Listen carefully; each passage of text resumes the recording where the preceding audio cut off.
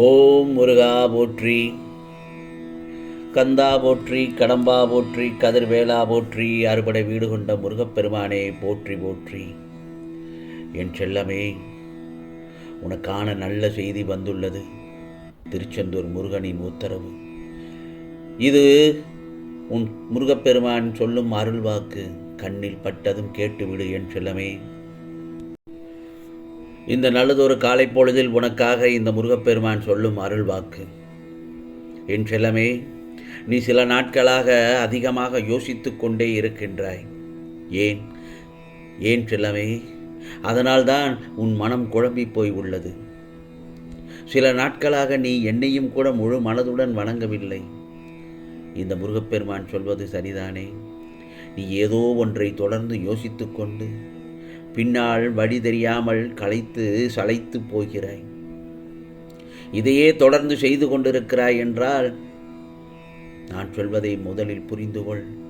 ஏன், நீ என்னிடம் எவ்வளவு செலவு செய்யும் நேரமே உன் அனைத்து குழப்பங்களும் தீர்வும். அதற்கு நல்லதொரு தீர்வு கிடைக்கும் வழியாகும். நீயே உன் கவலைகள் தீர்வதை உணர்வாய் என் செல்லமே. பிறகு மனதில் உற்சாகம் பிறக்கும். உன் கவலைகள் நிச்சயமாக இன்று மாலைக்குள் எல்லாவற்றையும் தீர்த்து வைத்து விடுவேன். பிறகு பார், நல்லதொரு மாற்றங்கள் நிகழும் என் செல்லமே. நல்லதொரு மங்களகரமான நிகழ்வுகள் உன் இல்லத்தில் நடக்கும். எனவே என்ன செய்வதென்று புலம்ப வேண்டாம். சில துன்பங்களை நீ அனுபவித்து கர்ம வினையை தீர்க்கத்தான் உன் பிறப்பே அமைந்துள்ளது. அதற்காக அந்த துன்பம் ஒன்றுதான் உன் வாழ்க்கை என்று இல்லை. அந்த துன்பத்தை பற்றி சிந்திக்காமல் உன் நேர்மறை எண்ணங்கள் கொண்டு நீ பெறப்போகும் இன்பங்களையும் கற்பனை செய்து பார். கர்ம வினையும் ஒரு பக்கம் தீரும், மறுபக்கம் நல்லதொரு நிகழ்வுகளும் நடந்தேறிக்கொண்டே இருக்கும்.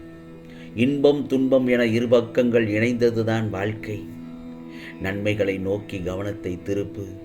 இந்த முருகப்பெருமான் இருக்க பயம் ஏன் என் செல்லமே? எல்லாவற்றையும் நன்மையாக மாற்றித் தருவேன். இந்த நல்லதொரு காலை பொழுதில் நீ என் ஆலயம் வந்து என்னை தரிசனம் செய்ய முடியவில்லை என்றாலும் உன் மனதில் உள்ள கவலைகள் அனைத்தையும் என்னிடம் சொல்லி கண்ணீர் விட்டுவிடு. உன் மனபாரத்தை நான் குறைப்பேன். நீ அனுபவித்துக் கொண்டிருக்கும் வழியை இந்த முருகப்பெருமான் நான் நன்கு அறிவேன். ஆம் செல்லமே, உனக்கென்று ஒரு நாள் நிச்சயமாக வரும். பொறுமையோடு காத்து கொண்டிரு. உன்னை அழ வைத்தவர்கள் வாயடைத்து நிற்கப் போகிறார்கள். இது சத்தியம். நம்பிக்கையோடும் என் நாமத்தை சொல்லிக்கொண்டே இரு. இந்த கந்தனின் அருள் உனக்கு என்றும் உண்டு என் செல்லமே. நிரந்தரம் இல்லாத இந்த உலகத்தில் எதன் மீதும் ஆசை வைக்காதே.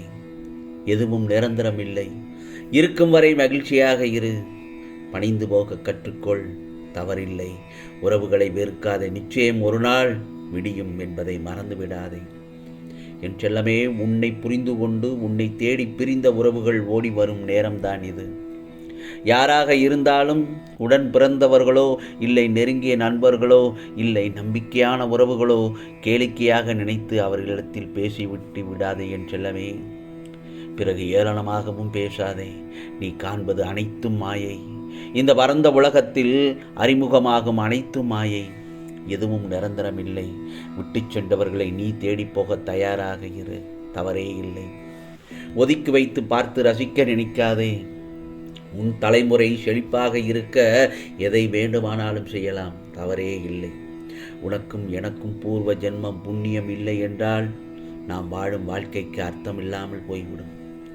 நீ செய்த தவறுகள் பாவங்கள் அனைத்தும் பூர்வ ஜென்ம புண்ணியத்தின் காரணமாக மன்னித்து உன்னை அதிலிருந்து விடுவித்து உன்னை எனது பக்தனாக்க செய்திருக்கின்றேன்.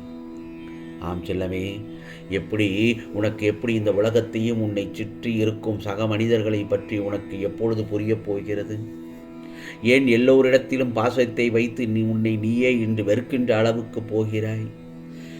ஏன் சின்ன விஷயத்தை கூடித பெரிதாக யோசித்து உன் நிம்மதி என்னும் கதவிற்கு நீயே பூட்டை போட்டு தாளிட்டு கொண்டு எனக்கு ஒரு புதிதாக காலம் பிறக்காதா என்று ஏங்கி நிற்கும் உன்னை இந்த முருகப்பெருமான் பார்த்து மனம் புண்ணாகி போயிருக்கிறது. உனக்கு வெளியில் இருக்கும் கஷ்டங்களை காட்டிலும் உன் மனதில் நீ யோசிக்கும் எண்ணங்கள், அதன் வெளிப்பாடாய் நீ மற்றவர்களிடம் பேசும் வார்த்தை நீ எப்படி இருக்க வேண்டுமோ அப்படி உனக்கான வாழ்க்கை என்னும் பாதை திசை திரும்புகிறது. அப்படி ஒரு ஆதங்கத்தில் செய்வது அறியாது சக்தி இல்லாமல் தளர்ந்து காணப்படுகிறாய். அதை பார்க்கையில் இந்த முருகப்பெருமான் துடிக்கிறேன். உன் கண்ணில் கண்ணீரை பார்க்கும் நேரம் எல்லாம் என் கண்ணில் கண்ணீர் தாரை தாரையாக வருகிறது என் செல்லமே. ஆகவே மற்றவர்களிடம் எதையும் எதிர்பார்க்காதே.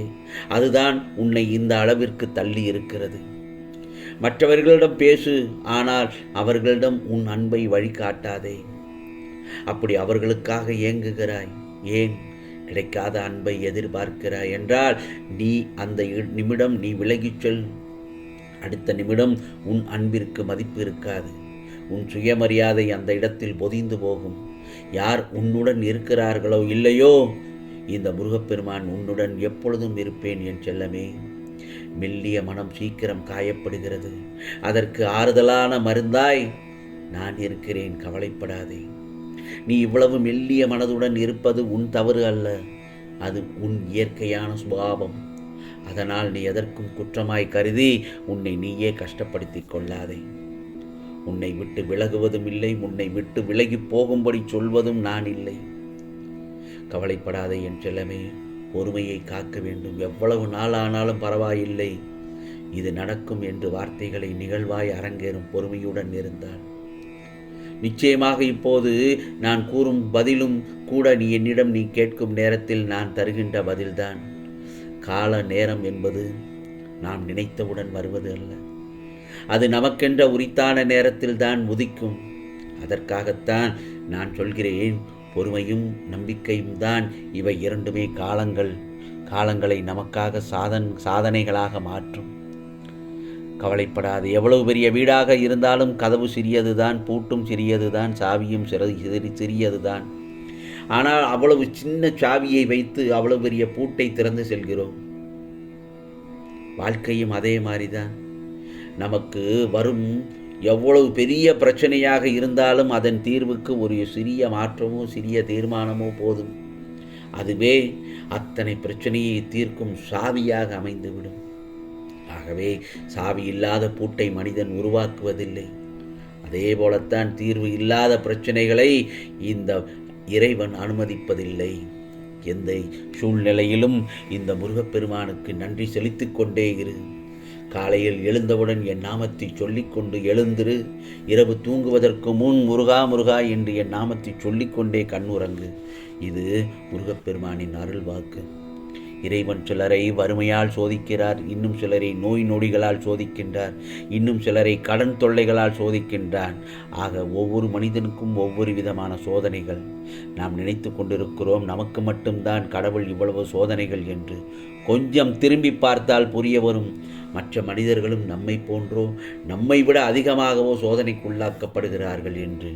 ஆகவே இந்த முருகப்பெருமானுக்கு நன்றி செலுத்து என் செல்லமே. இந்த பொழுது உனக்கான பொழுதாக விடிந்திருக்கிறது. நிச்சயமாக உனக்கானதெல்லாம் நல்லது நடக்கும், நல்லது மட்டுமே நடக்கும், அதுவும் நன்மையாகவே இருக்கும்.